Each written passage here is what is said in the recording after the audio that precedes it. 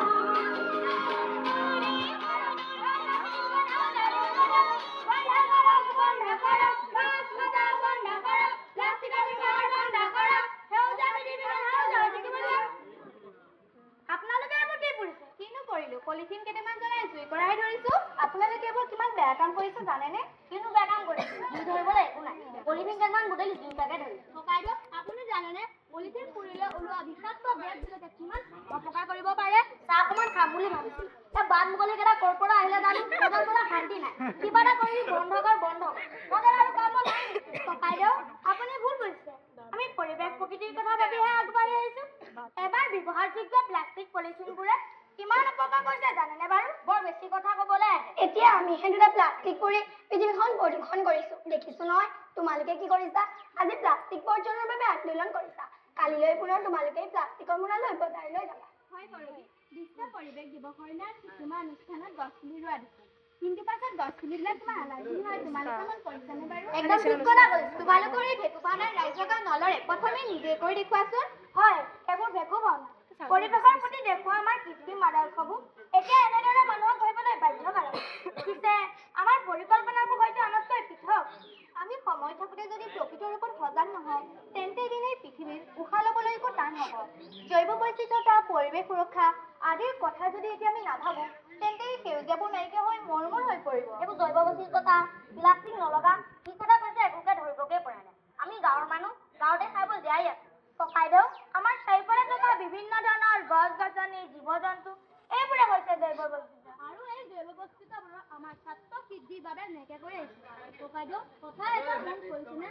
মহানতা দেখা মাছ কাছৰ প্ৰজাতি এতিয়া আগৰ দৰে দেখিছেনে?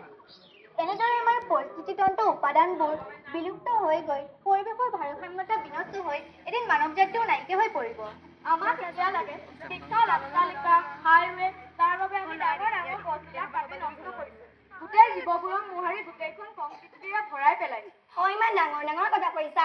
পিছে এবাৰ এই পলিথিন মোনাৰ ব্যৱহাৰ বন্ধ কৰোঁতে কিমান অসুবিধা হৈছিল জানানে? পৰিস্থিতিৰ সাপেক্ষে যেন আমি বাধ্য হৈ পৰিছোঁ। কিন্তু আমাৰ অভ্যাসৰ পৰিৱৰ্তন কৰিব লাগিব। ছিংগল ইউজ প্লাষ্টিক অৰ্থাৎ এবাৰ ব্যৱহাৰযোগ্য প্লাষ্টিক পলিথিনৰ বন্ধ কৰিব লাগিব। এই ছিংগল ইউজ প্লাষ্টিক পলিথিনৰ সামগ্ৰীবোৰে আমাৰ চাৰিওফালে আৱৰি পেলাইছে। এইবোৰ কেতিয়াও পচি নাযায়। হয়, এইবোৰ মাটিত হাজাৰ বছৰ পৰি থাকিলেও পচি নাযায়। এইবোৰ মাটিৰ লগত মিহলি নোহোৱা অনিৰ্মলীকৰণ পদাৰ্থ, যাৰ বাবে মাটিৰ উৰ্বৰতা হ্ৰাস কৰে। মাটিৰ দ্বাৰা নলা-নৰ্দমাত পৰি যোৱা এই প্লাষ্টিকে নগৰ মহানগৰত কৃত্ৰিম বানৰ সৃষ্টি কৰে। আকৌ আমাৰ জলাশয়, পুখুৰী, জান-জুৰি এই প্লাষ্টিকবোৰে জলজ জীৱকুলৰ ক্ষতি কৰে। ইয়াকে ভাবি আমি যদি পেলনীয়া প্লাষ্টিকবোৰ নষ্ট কৰিবলৈ জ্বলাই দিওঁ, তেন্তে ই আমাৰ বাবে অতি বিপদজনক আৰু ভয়াৱহ। কিয়নো প্লাষ্টিক মৰিলে ওলোৱা নিৰ্গত গেছবোৰ বৰ অপকাৰী। ই বায়ুমণ্ডল প্ৰদূষিত কৰাৰ লগতে হাঁওফাঁও, চকু, ছাল আদিক ক্ষতি কৰি ভয়াৱহ বেমাৰ সৃষ্টি কৰিব পাৰে। কেঞ্চাৰ হোৱা অন্যতম কাৰণ এই প্লাষ্টিক পলিথিনবোৰ পৰিলে ওলোৱা ধোঁৱা আৰু প্লাষ্টিক পলিথিনৰ পাত্ৰ সঘনাই ব্যৱহাৰ কৰা। এতিয়া আকৌ আমাৰ গাঁওসমূহত কেৰাচিন তেল নোহোৱাৰ বাবে প্লাষ্টিকৰ ব্যৱহাৰ কৰিব লৈছে। ই অজ্ঞাতে বহুজনৰ ডাঙৰ বেমাৰৰ কাৰক হৈ পৰিছে। এই পেলনীয়া প্লাষ্টিকবোৰ পানীৰ তলৰ চাই হৈ আমাৰ কিমান যে বিনষ্ট কৰিবলৈ লৈছে, আমি এই কথা হয়তো ভবাই নাই। আমি সহজতে পাওঁ বাবে যধে-মধে ব্যৱহাৰ কৰি আহিছোঁ। সমীক্ষা অনুসৰি যোৱা দশকত যিমান প্লাষ্টিকৰ ব্যৱহাৰ কৰিছোঁ, ইয়াৰ আগৰ এটা শতিকাতো ইমান প্লাষ্টিকৰ ব্যৱহাৰ হোৱা নাছিল। তেন্তে আমি প্লাষ্টিক পলিথিন বন্ধ কৰিব লাগে। কিন্তু কিছুমান বস্তু প্লাষ্টিক পলিথিন নহ'লে নহয় দেখোন। গতিকে তোমালোকে যিয়ে নোকোৱা, দুদিনৰ কাৰণে বন্ধ হ'ব, আকৌ পুনৰ ব্যৱহাৰ হ'ব। সেইকাৰণে আমি সকলোকে সজাগ কৰিবলৈ বাৰে বাৰে প্ৰচেষ্টা চলাই আছোঁ। আমি একেদিনাই এই ছিংগল ইউজ প্লাষ্টিক পলিথিনৰ সামগ্ৰী ব্যৱহাৰ বন্ধ কৰিব নোৱাৰোঁ।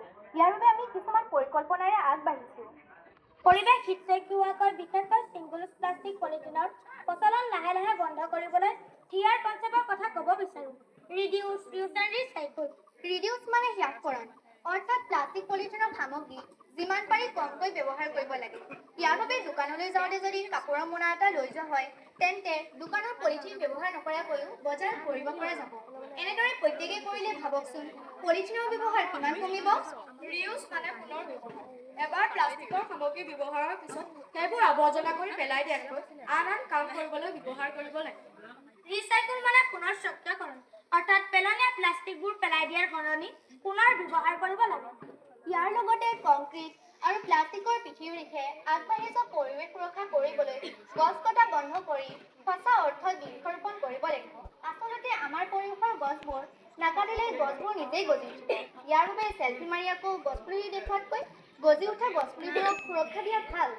বাৰু, ইমানবোৰ কথা ক'লো বেয়া নাপাব। পাৰিলে আমি কোৱা কথাকেইটা উপলব্ধি কৰিবলৈ চেষ্টা কৰিব। এতিয়া আমি গৈ থাকোঁ।